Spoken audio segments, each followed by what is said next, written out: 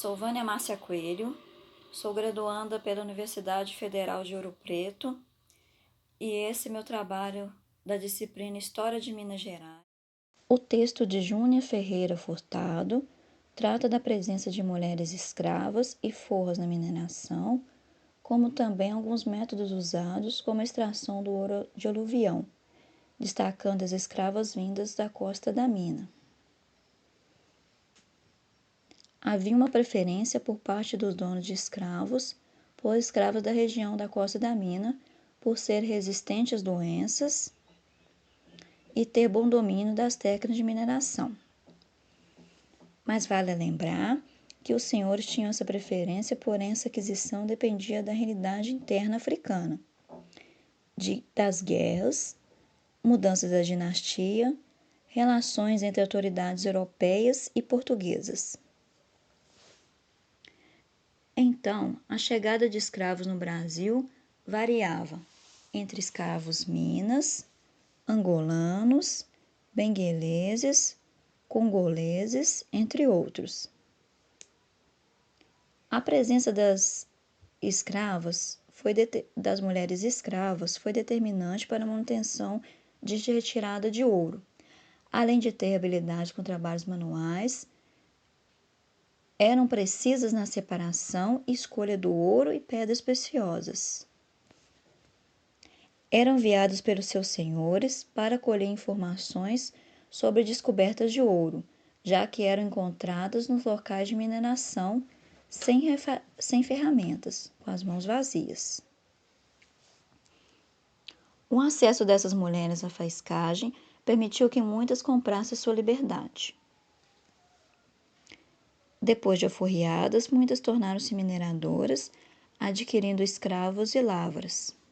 No caso de extração de diamantes, seus cativos eram alugados a contratadores e depois a real extração, que era um sistema de controle da coroa que administrava a extração de diamantes.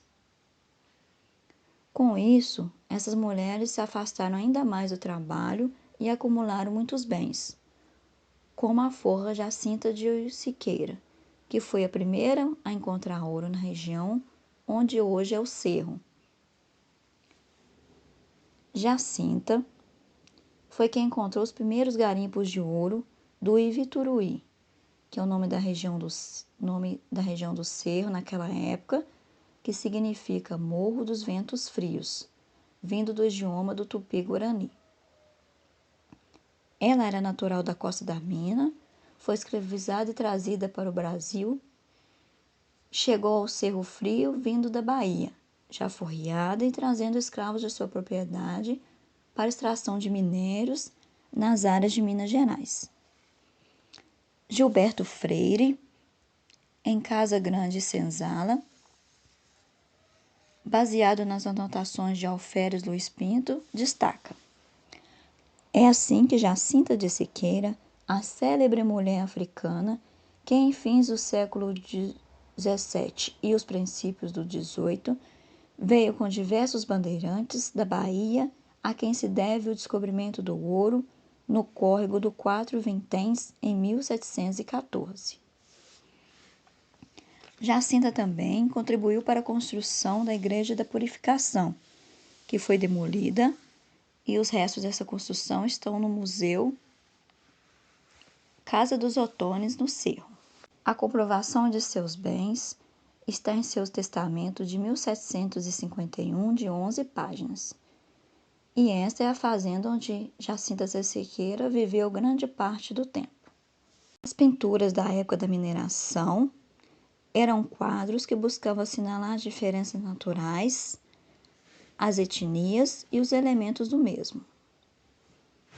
Além disso, as cenas desses quadros não são uma cópia viva, uma fotografia do espaço, mas na maior parte são esboços que os visitantes realizavam juntamente os pintores e os botânicos. Em relação a isso também se dá a dificuldade de acesso às minerações que eram vigiadas. Eles registravam então suas pinturas com a sua visão a partir do horário europeu de civilização, a partir de sua imaginação. A técnica mais utilizada para a execução das obras era a litografura, que consiste em desenhar na pedra com lápis gorduroso, depois passar uma goma e ácidos que faz com que a imagem fique gravada na pedra.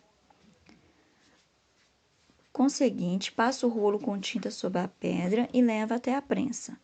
A tinta adere ao desenho, deixando brancas as partes sem imagem.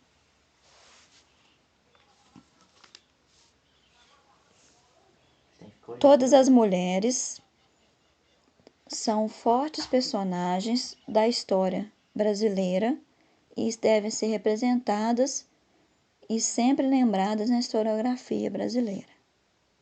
Obrigada.